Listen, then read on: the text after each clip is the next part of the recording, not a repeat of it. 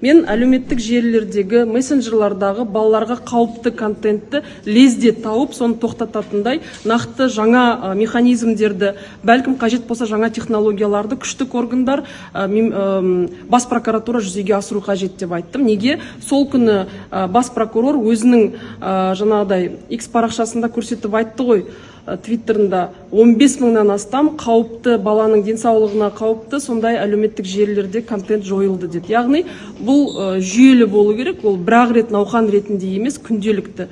Өздеріңізге белгілі онлайн платформалар туралы заңда жалпы 24 сағатта осындай контентті табатын болса, оны жойып жіберуге заңнамалық тұрғыдан норма бекітілген, яғни жауапкершілік бар. Екінші мәселе әлеуметтік желіні бұғаттауға байланысты. Жалпы өзім әлеуметтік желінің өте белсенді қатысушыларының бірімін.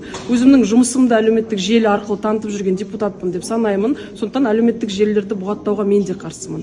Өзім онлайн демократияға сенем. Сондықтан да әлеуметтік желіні бұғаттау емес, жалпы мектеп жасындағы оқушыға әлеуметтік эмоционалды денсаулығына кері әсер тигізетін контентті іздеп тауып, сондай пагубный дейді ғой былай қарағанда, сондай контентті жоюға атсалысу керек деп санаймын.